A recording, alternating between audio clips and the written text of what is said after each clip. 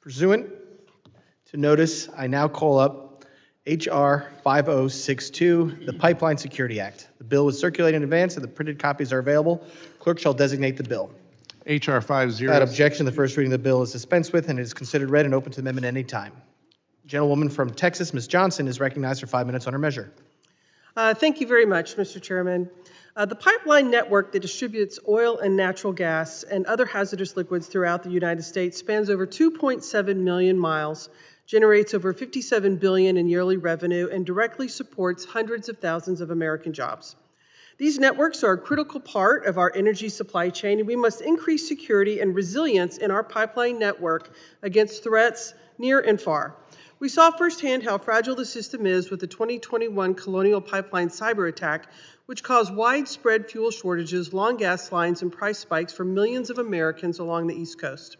Thankfully, we avoided a more serious crisis, but clearly the cyber attack on the Colonial Pipeline revealed the fragility of our system and served as a wake-up call to strengthen our defenses against increasingly sophisticated threats. If we fail to protect these critical pipelines from cyber attacks, terrorist attacks, and other threats, we don't just risk our national security, we risk supply chain disruptions that will create a ripple effect throughout our communities. Pipelines operating in the great state of Texas are vital to Texas's economy, generating billions of dollars in tax revenue and creating over 150,000 jobs directly while supporting over 1 million jobs that indirectly touch pipelines. That's why last week I reintroduced the Pipeline Security Act. For over 2 decades, TSA has been the primary federal agency with oversight of pipeline security.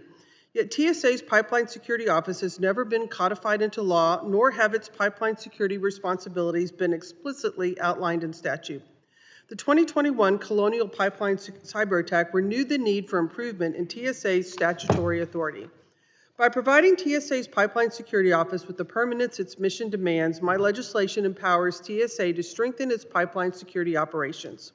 The office will be required to issue guidelines for pipeline security, conduct risk assessments of our nation's pipelines, and regularly inspect at-risk facilities.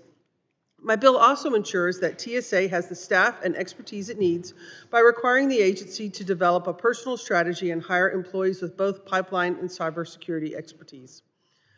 Finally, my bill instructs TSA to increase its security-related engagement with pipeline stakeholders and require the Government Accountability Office to undertake a review of TSA's efforts.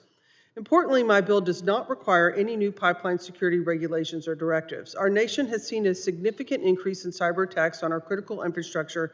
It is more important than ever that Congress provide support for TSA's pipeline security mission. And I want to thank Representative Jimenez and Garcia for their co-sponsorship of this bill, and thrilled that we could work in such a bipartisan way. And with that, Mr. Chairman, I yield back my time. Gentlelady yields back. Does anyone wish to speak on the bill? Gentleman from Florida is recognized. Thank you, Mr. Chairman. I want to thank Ms. Johnson for introducing this bill. I strongly urge my colleagues to support this bill, H.R. 5062, the Pipeline Security Act, being considered today. This bill would codify TSA's statutory authorities to secure and protect pipelines against cybersecurity threats, acts of terrorism, and other security threats. In May 2021, the Colonial Pipeline, which supplies approximately 45% of all refined oil on the East Coast, was forced offline following a ransomware attack. The incident led to days of fuel shortages across multiple states and underscored the vulnerability of the nation's pipelines infrastructure to cyber threats. This bill directs TSA to develop security directives and guidance, conduct risk assessments, share intelligence with pipeline owners and operators, and conduct inspections and ensure compliance. I urge all my colleagues to support this bill. Thank you, and I yield back. Gentleman yields back. Does anyone else wish to speak on the bill? Gentleman from Louisiana, Mr. Carter is recognized. Thank you, Mr. Chairman. In Louisiana, we know better than most how critical pipelines are to our economy. Our state is home to one of the most robust pipeline networks in the country, and many of those pipelines run close to population centers. That makes them not only vital arteries of energy delivery, but also potential targets that, if disrupted, can put our communities, jobs, and families at risk. The 2021 Colonial Pipeline cyber attack demonstrated how a single incident can have a ripple effect across the entire country, disrupting supply, spiking prices, and instilling fear.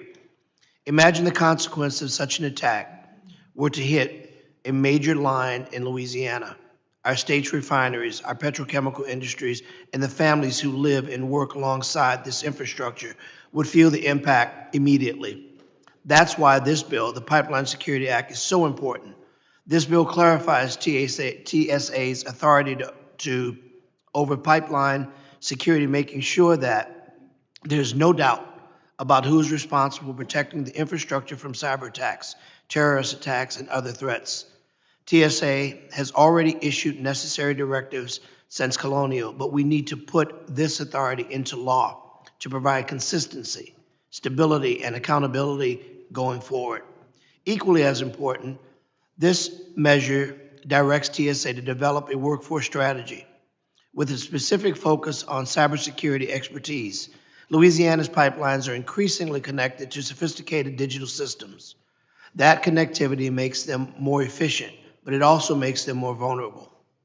We need cybersecurity experts in the federal government who understand these risks and can work with industry to mitigate them.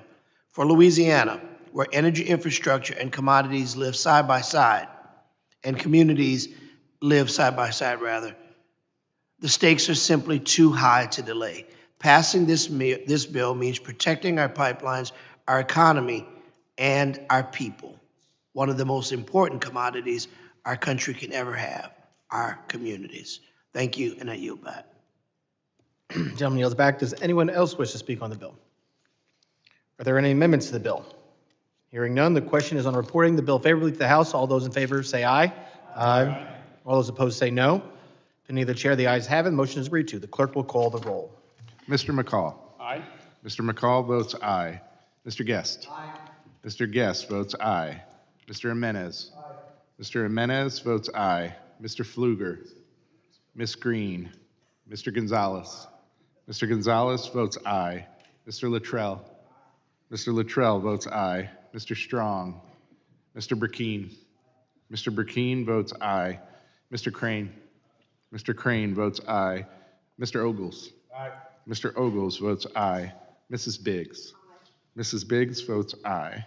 Mr. Evans. Aye. Mr. Evans votes aye. Mr. McKenzie. Aye. Mr. McKenzie votes aye. Mr. Knott.